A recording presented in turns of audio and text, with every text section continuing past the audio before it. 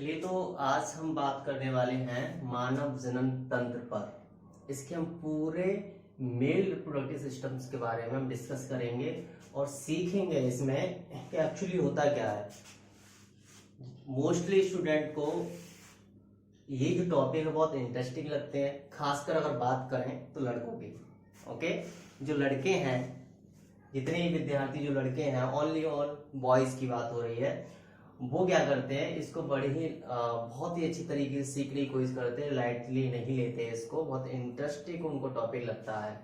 लेकिन अच्छी बात है, लेकिन बाकी और भी इसमें चीजें हैं देखने के लिए, उन पर भी ध्यान देना चाहिए। और इसमें दूसरी चीज क्या, बहुत सारे उनके डाउट रहते हैं कि क्या होता है इसमें, किस किस तरीके से होता है। क्योंकि क्लास में क्या होता है कि ज्यादा टीचर आपको पूरी डीप नॉलेज नहीं देते हैं इसमें कि क्या क्या होता है। मैं टॉपिक बाय टॉपिक आपको पॉइंट टू पॉइंट आपको पूरा डिस्कस कराने वाला हूँ, बहुत अच्छी तरीके से आपको समझ आने वाला है। ओके, तो चलिए स्टार्ट करते हैं मानव जनन तंत्र के बारे में।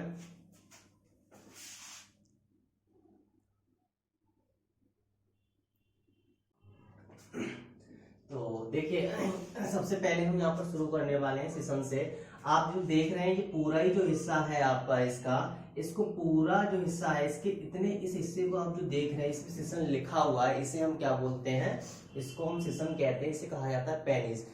बहुत से लोगों को ये पता ही नहीं है कि जो लिंग का, जो पेनिस का जो साइज होता है, उसके अकॉर्डिंग में अगर इसकी फेस की बात करें, जो सामने का जो हिस्सा है, यहाँ तक जो स्किन रहती है वो बहुत मेलेबल और रिजिलेंट वाली होती है, जो हम कहेंगे थे कि लिपलिपी टाइप की।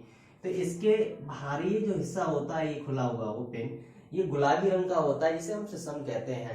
इसके बीच में आप जो देख रहे हैं, ये जो इतना हिस्सा ही खुला हुआ होता है, जिसके वजह से जो हमारा सीमेन जो निकलता है और जो यूरिन जो आती है, वो इसी के रास्ते होके बाहर निकल के आती है। ओके, जिसे हम सिसन कहते हैं। आगे चलते हैं यहाँ पर इसी के हिसाब से। अब ये जो हिस्सा देख रहे हैं, इसके अंदर का, ओके, इसे मूत्र मार्ग कहा जाता है। और इस मूत्र मार्ग को यूरिथ्रा कहते हैं। ये यूरिथ्रा की जो, अगर हम हाइट की बात करेंगे, लंबाई की, तो 20 से 25 सेंटीमीटर की लगभग रहती है। क्योंकि 20 से 25 सेंटीमीटर इसलिए रखी गई है क्योंकि आपको बता दिया जाए कि जो पेनिस का जो साइज रहता है, ओके, जो पेनिस का साइज रहता है वो 4 से 5 सेंटीमीटर होता है। 4 से 5 इंच। ओके, और कभी कभी ये किसी का 6 इंच का भी रहता है, ये पेनिस का जो साइज रहता है। इसी के हिसाब से अगर इसके अंदर की जो बात करें, तो यूरिथ्रा तो आपका 20 से 25 सेंटीमीटर लंबाई इसकी रहती है, जिसके द्वारा आपकी पेशाब इसी के द्वारा आती है, और जो बीड जो बोलते हैं हम, जिसे सीमन कहते हैं, वो इसी के रास्ते से आना शुरू होता है। अब देखिए यहाँ पर दूसरी कंडीशन क्या है, आप देख रहे हैं ये विषड। देखिए ये भी, इसको विषड पिंडक कहा गया है, इसको विषड कहा गया। दोनों में थोड़ा सा ही अंतर है, हम बताने वाले हैं। इन दोनों की अगर बात करें, इस पूरे ही इसको, एक ये वृषण पिंडक और एक वृषण, ये दोनों ही आपके स्कॉटल सैक होते हैं, वृषण कोष कहेंगे इसको। बात समझ आ रही है? इन दोनों को ही वृषण कोष कहा जाता है, आप इसको ध्यान रखें। और दूसरी चीज इसकी क्या है, आपने देखा जो पेनिस के नीचे जो अंडकोश होते हैं, जो वृषण कोष होते हैं, जो नीचे के टाइम पे लटके हुए होते हैं, उनका जो साइज उनका जो वेट होता है, वो करीब करीब 5 ग्राम के आसपास में आपका रहता है। 25 ग्राम के आसपास में रहता है, 25 ग्राम। अगर इनकी बात करें लंबाई की, तो 4 से 4.5 सेंटीमीटर होती है। ओके, मोटाई की अगर इनकी बात करें तो 2.5 सेंटीमीटर होती है। अगर आप वेट की बात करेंगे, ये लंबाई हो जाती है। ओके, और ये आपकी मोटाई हो जाती है। आप ध्यान से बहुत अच्छी तरीके से इसको समझे। जो 25 ग्राम इसका क्या होता है, वेट होता है। लंबाई इसकी 2.5 से 4.5 सेंटीमीटर होती है। 2.5 सेंटीमीटर इसकी मोटाई होती है। ये अंडकोश के अंदर जो हमने महसूस किया होगा, जो उसके अंदर जो टेस्टिड आते हैं, जो गोली सी जो होती हैं उसके अंदर, जिसे हम टेस्टिड्स का नाम देते हैं। ठीक है, बात समझ आ रही है। सपोज करो ये आपका अंडकोश है, इस अंडकोश के अंदर जो टेस्टिस पाए जाते हैं डेट उनको कहा जाता है टेस्टिड, जो गोली के टाइप की होती हैं। तो इस पूरे का ही वेट जो 25 ग्राम होता है। ठीक है, इनके अंदर जिसको कहा जाता है वृषण और इसको कहा जाता है वृषक पिंडक, इनका दोनों का काम थोड़ा सा अलग अलग है। ओके, बात समझ आ रही है। तो ये वृषण जो होता है, ठीक है, इस वृषण में टेस्टिड होते हैं, इसे स्कॉटल कहा जाएगा। आगे बात करते हैं।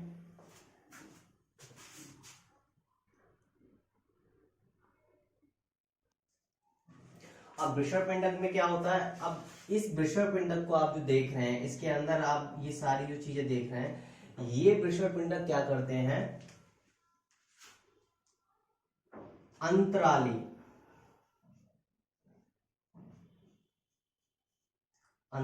और सरटोली कोश का वो बनाते हैं। देखिए इसके अंदर जितनी भी अंतराली और सरटोली जो कोशिका आपकी बनती है इसके वृषण पिंडक के अंदर, ओके, यही टेस्टोस्टेरोन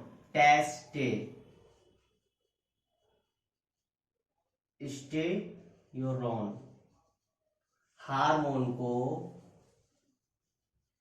स्राव करती है, हार्मोन को स्राव किया जाता है। बात समझ आ रही है। सर्टोली कोशिका से और अंतराली जो कोशिका इसके अंदर वृषण पिंडक के जो अंदर आती हैं, वो टेस्टोस्टेरोन हार्मोन का स्राव करती हैं, इसके लेवल को बनाकर रखती हैं।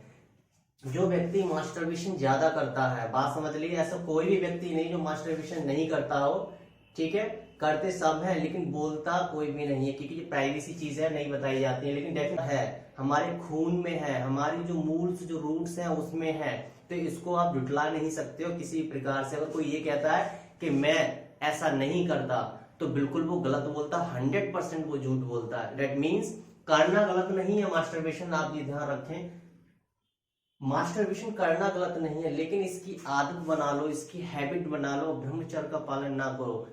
ये सारी चीजें आपके लिए बहुत ज्यादा नुकसानदायक होती है, क्योंकि आपको पता ही नहीं है कि इसके स्पर्म काउंट में क्या क्या चीजें होती हैं। ओके, आगे चलते हैं। तो ये जो बनाती है इसी टेस्टोस्टेरोन हार्मोन को बनाती है। अब इस हार्मोन को बनाने से क्या होता है, देखिए अभी हम बात कर रहे थे इस वृषण की, इस वृषण के अंदर, ठीक है, शुक्राणु से जो सीमेंट बनके जो तैयार होता है वो इसके अंदर रहता है। ठीक है, जब भी हम हमारा जब गलत जगह पे ध्यान जाता है, या हम सेक्सुअली हम चीजों को सोचने लगते हैं, किसी को देख के हमारा ध्यान जाता है मूवीज को, या कोई मूवी कोई पिक्चर या कोई भी इमेज वगैरह देख के, तो तुरंत इसके सीमेंट इसके अंदर होता है, ये जनरेट हो जाता है, और इसके अंदर जो शुक्राणु होते हैं वो पनपना चालू हो जाते हैं, और यहाँ इसके अंदर से होके इस पे सबसे पहले तनाव आना चालू हो जाता है, ये एक्टिव हो जाएगा, और एक्टिव होने के बाद में इसी के द्वारा वो निकल जाता है। ठीक है, बात समझ आ रही है आपको। तो इसी की वजह से जब आप ज्यादा से ज्यादा मास्टरबेशन करेंगे तो इसका साइज कम हो जाएगा, ये लटक जाएंगे नीचे और पिचक जाएंगे, इनका वेट कम हो जाएगा। क्यों? क्योंकि आपने ज्यादा से ज्यादा आपने मास्टरबेशन किया है, जिसकी वजह से ये बन कम पा रहा है और आप इसको रिलीज ज्यादा कर रहे हो। इससे एनर्जी तो आपकी बॉडी की जाएगी, और बहुत सारी विटामिन, बहुत सारे फैट्स, बहुत सारे हार्मोन्स भी इम्बैलेंस आपके हो जाते हैं, उस पर भी हम बात करेंगे। ओके, बात समझ आ रही है आपको इसमें? तो इसका केवल यही अंतर है, ये आपकी सर्टोली कोशिका अंतराली कोशिका को बनाती है, जो टेस्टोस्टेरोन हार्मोन्स को स्राव करता है। ओके, अब आगे चलते हैं इसी के साथ में। देखिए काउपर ग्रंथि या बल्बो यूरिथल ग्रंथि जो होती है, ग्रंथि है, वो इसको कहते हैं। ये इसकी प्रोस्टेट ग्रंथि इसकी जस्ट नीचे गांठ लगाकर रखती है। जब भी इस पे थोड़ा सा हम कहेंगे तनाव आता है, ये एक्टिव होता है, तो तुरंत इसके अंदर से एक बूंद सीमेंट की जो होती है इसके अंदर आ जाती है, जिसकी वजह से इसकी जो मूत्र मार्ग की जो नली होती है इसके अंदर एक चिकनाई आ जाती है। ठीक है, जिसके वजह से आप इसके पेशाब आएगी, या फिर वो आपका सीमेंट की गाढ़ा बहुत ज्यादा होता है वो, तो उसको निकलने में टाइम नहीं लगता, वो स्लीप होता है और जल्दी से बाहर निकलता है, स्खलित हो जाता है, इसे इजैकुलेटरी कहेंगे। बात समझ आ रही है? तो ये इसके लिए बल्बुरेटरी काम करती है। अगर बल्बुरेटरी काम करती है। अगर प्रोस्टेट ग्रंथि की अगर बात कर रहे हैं तो देखिए प्रोस्टेट ग्रंथि अपने में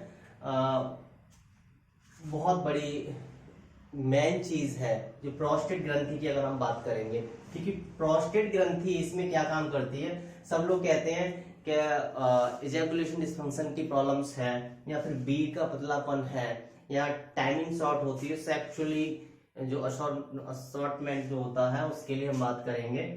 बिकॉज क्योंकि ये वैवाहिक जीवन की जो बात हो रही है वहां पे बहुत ज्यादा होता है। तो यहाँ पर जो मैटर करता है वो प्रोस्टेट ग्रंथि ही मैटर करती है।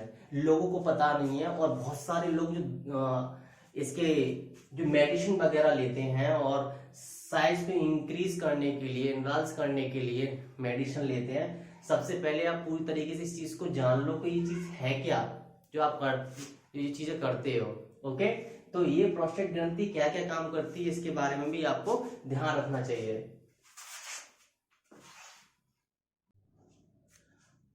तो अब इसकी बात करें कि प्रोस्टेट ग्रंथि क्या क्या काम करती है, तो ये भी आप देख लीजिए।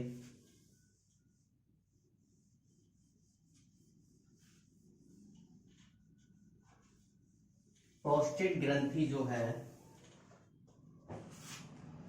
देखिए प्रोस्टेट ग्रंथि सबसे पहली बात तो ये कि आपका जो सीमेन होता है, सीमेन, ओके, तो इसमें कुछ एंजाइम 25 से 30% बीर का भाग बनाने का काम करती है प्रोस्टेट ग्रंथि, और जिसमें कुछ एंजाइम्स भी पाए जाते हैं,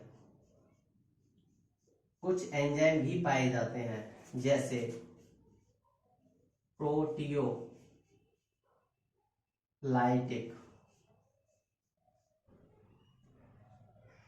लाइटिक एंजाइम,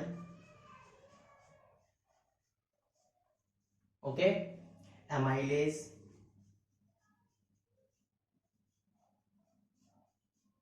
एंजाइम, लाइसोजाइम, और इसके साथ साथ में फॉस्फेटेज और सिट्रेट ये पाए जाते हैं।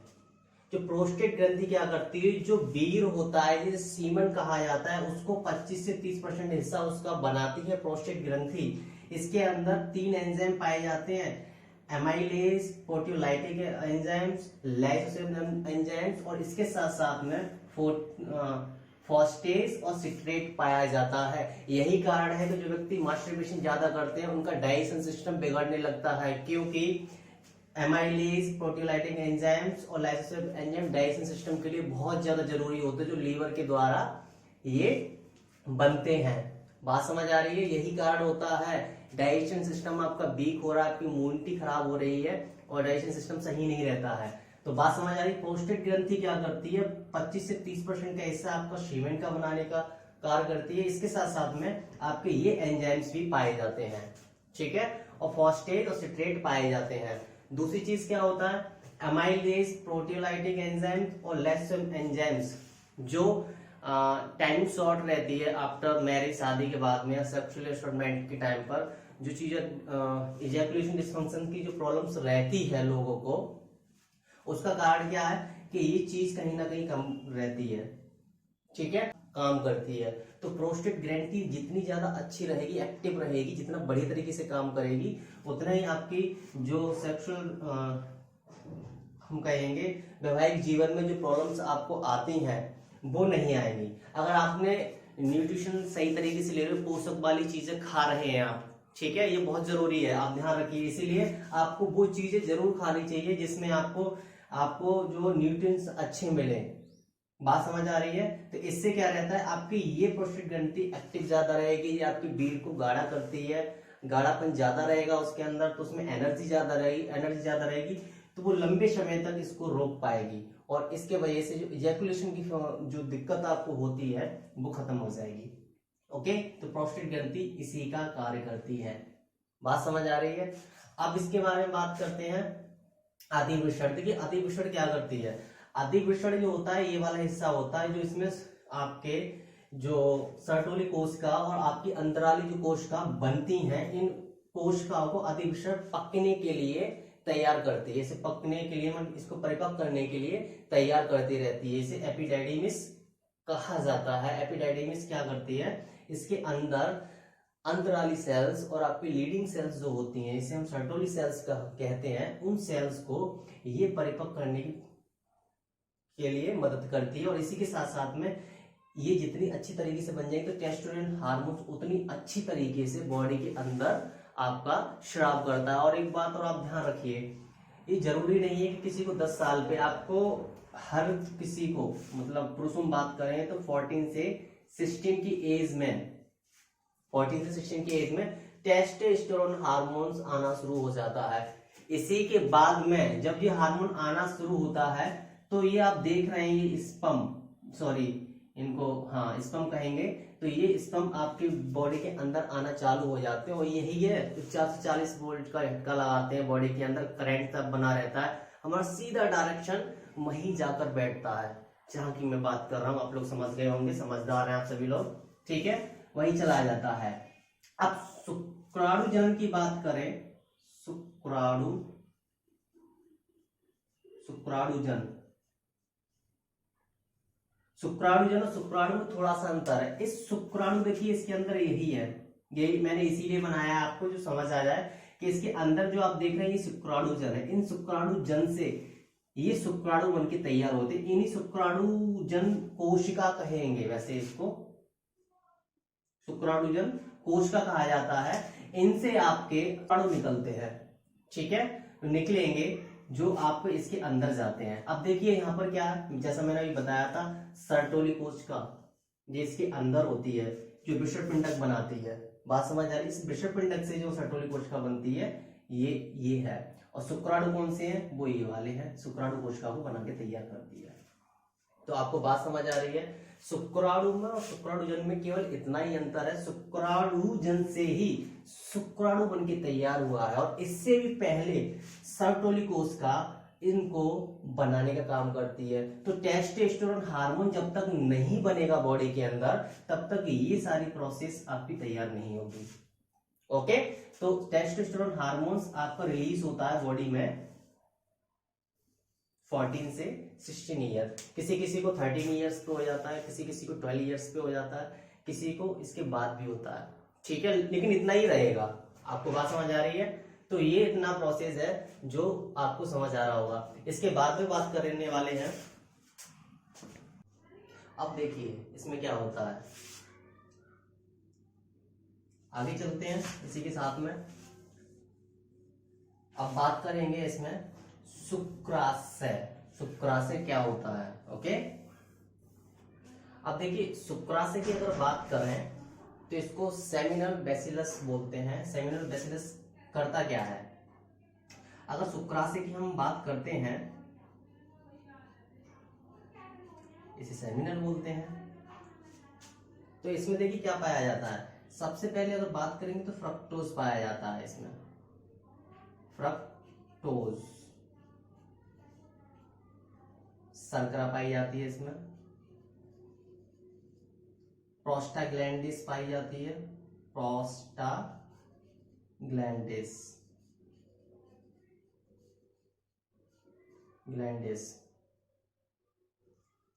पाया जाता है। और सीमेनोजेन,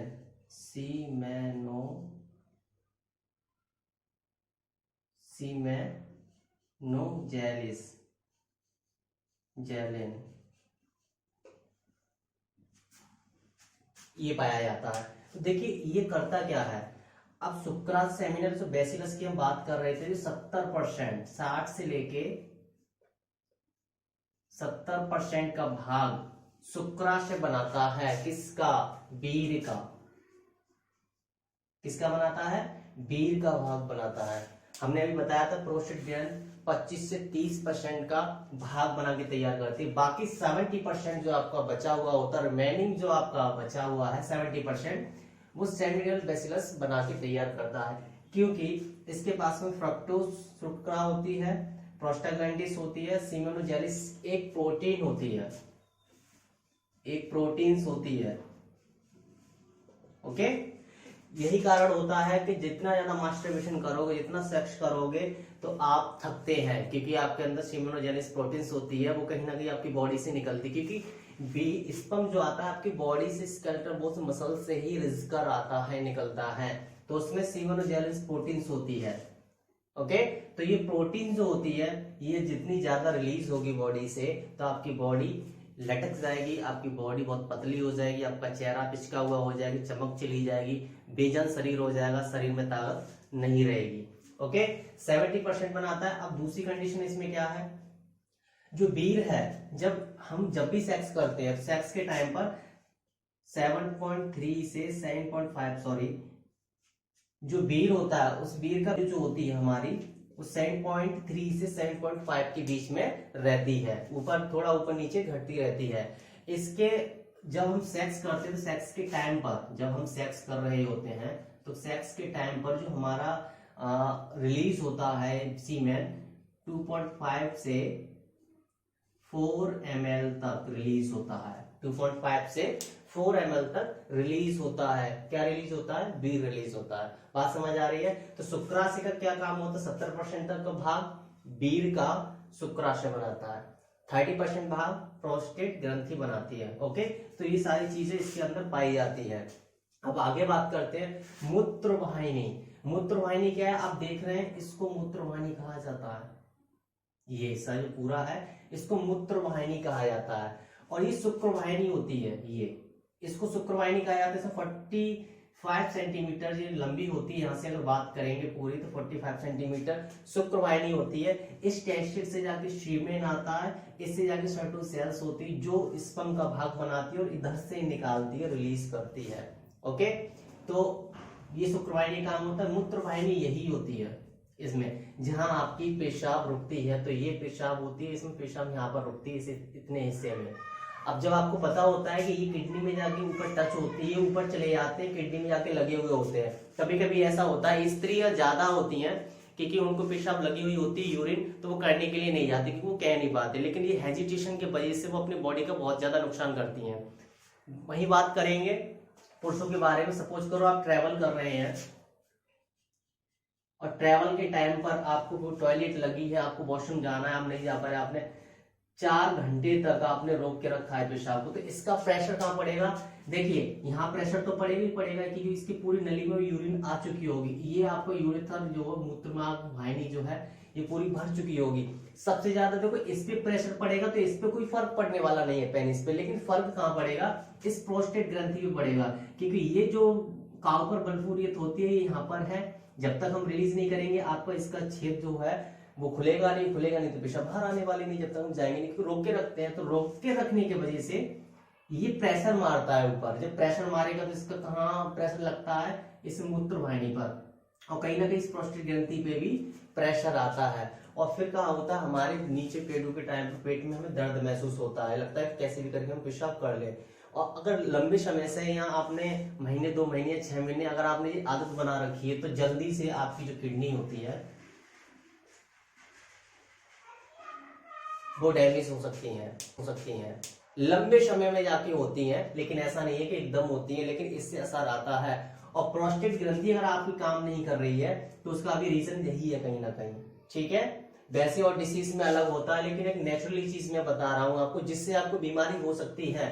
क्योंकि प्रोस्टेट ग्रंथि की वजह से आपकी पेशाब की जो धार होती है वो कम हो जाती है, रुक रुक कर आती है, क्योंकि प्रोस्टेट ग्रंथि काम नहीं करती। यही कारण होता है, डॉक्टर कहते हैं अगर आपको वॉशरूम लगी है, तो आप जाके कर लो, शर्म मत देखो। बात समझ आ रही है। तो ये इसका ये प्रोसेस है मूत्रवाहिनी का, इतना इसमें पेशाब आपकी रहती है। यही कारण होता है, हम प्रोस्टेट ग्रंथि की बात करें, हम मूत्रवाहिनी की बात करें, देन हम बात करेंगे किडनी, इनका एक सीधा कनेक्शन होता है। ठीक है, तो इन तीनों में से कोई इसमें तो आपकी रहेगी, लेकिन ये रिलीज नहीं करेगी बाहर के लिए, क्योंकि इस प्रोस्टेट ग्रंथि में कमी आना शुरू हो जाती है। बात समझ आ रही है। तो ये जो पूरी चीजें थी हमने आपको बता दी। एक कंडीशन और है इसमें, उस चीज को आप ध्यान रखें, जो आपको ध्यान में रखनी है। तो जो इसमें आपको एक बात और ध्यान रखनी है वो ये है कि आपको पता है कि हमारा जो टेम्परेचर होता है बॉडी का वो 98.8 डिग्री सेल्सियस होता है, ठीक है, 98 पॉइंट के आसपास में डिग्री में रहता है, ठीक है, ये इतना। तो इस 98.8 से आपका 3 डिग्री कम रहता है, 3 डिग्री सेल्सियस का टेम्परेचर कम रहता है बॉडी से, किसका, स्पेनिश का, ओके। क्योंकि अगर आपको पता है जब सर्दी होती है, सर्दी के टाइम पे बिल्कुल सुकड़ जाता है और आपके पेट के अंदर चला जाता है, क्योंकि आपका डिग्री में टेम्परेचर आपका घटता है, ठीक है, माइनस में आपका आना चालू हो जाता है। और जब आप बात करेंगे गर्मी के टाइम पे, तो गर्मी के टाइम पे टेम्परेचर नॉर्मल रहता है, तो इसका भी टेम्परेचर सामान्य रहता है, तो ये बाहर की तरफ रहता है, ठीक है। और इसके अंडकोश, यही कारण है कि इसके अंडकोश जो स्कॉटम सैक होते हैं वो टेम्परेचर की वजह से सुकड़ जाते हैं, नीचे लटक जाते हैं, ठीक है, बात समझ आ रही है। तो 3 डिग्री सेल्सियस क्यों कम रखा गया है, क्योंकि ये कम नहीं रखा जाएगा तो इस पे ज्यादा असर आएगा, और इस पे असर ज्यादा आएगा तो आप समझ ही रहे हैं कि क्या होगा क्या नहीं होगा। यही कारण है कि 3 डिग्री सेल्सियस का टेम्परेचर कम है बॉडी से, इसलिए अगर हीट आती भी है, क्योंकि जब हम सेक्स करते हैं या हमारे दिमाग में जाता है तो हमारी पूरी बॉडी में हीट बढ़ती है, टेम्परेचर बढ़ता है, आपकी हार्ट बीट बढ़ती है, खून में गर्मी आती है। तो क्या इस आपके जो पार्ट पर है, इस पार्ट पे भी आपके पे असर आना शुरू हो जाता है। तो 3 डिग्री सेल्सियस इसीलिए कम रखा गया है, इसका कम रहता है, जिसके वजह से अगर बात आती भी है तो हम इसको नॉर्मल कर ले। और इसका सीधा सीधा असर कहाँ आता है, सबसे पहले ब्रेन पर आता है। ब्रेन को आप कंट्रोल नहीं कर पाते हो, ब्रेन को कंट्रोल कर लिया तो ये ऑटोमेटिकली चीजें कंट्रोल हो जाती हैं, ओके। तो ये जो है टेस्ट और टेस्टोस्टेरोन हार्मोन्स की बात करें, ये बॉडी के अंदर जितना ज्यादा बनेगा, जितनी अच्छी तरीके से बन रहा है, उतने ही आपके नंबर ऑफ शुक्राणु ज्यादा रहते हैं, ठीक है, नंबर ऑफ शुक्राणु आपके ज्यादा रहते हैं। और शुक्राणु जब ज्यादा होंगे तो आपको सेक्सुअली जो प्रॉब्लम्स होती है वो होगी ही नहीं, ओके। तो यहाँ जो शुक्रासन में जो बात कर रहे थे, तो ये तो 60 से 70% हाई था, ओके। और हमारे में जो 2.5 से 4.4 ml तक आपका जो रिलीज होता है स्पर्म, इसमें शुक्राणु की संख्या 40 करोड़ के आसपास में होती है। जो अगर बात करें ओवरी के अंदर, इसमें से कुछ ही संख्या में जाते हैं, 5-3 के बीच में, बाकी सब उस रास्ते से जाने में खत्म हो जाते हैं, ओके। तो आई होप कि आपको ये पूरा टॉपिक समझ आया होगा कि कैसे कैसे कौन सी चीजें कहाँ पर होती है। वैसे तो इसमें बताने के लिए बहुत सारी चीजें, अभी इतनी सारी चीजें हैं कि मैं आपको बताऊंगा, टॉपिक खत्म नहीं होगा, लेकिन आपको मैंने इतना बता दिया। वीडियो लंबी जरूर हुई है, लेकिन मैंने आपको पूरा टॉपिक इसमें बता दिया है, क्या क्या चीजें हैं, क्या क्या चीजें नहीं है। आपको बात समझ आ रही है? तो आगे मिलेंगे एक और नई वीडियो के साथ में, ओके। थैंक यू, चलते हैं, और अपना कमेंट जरूर करें।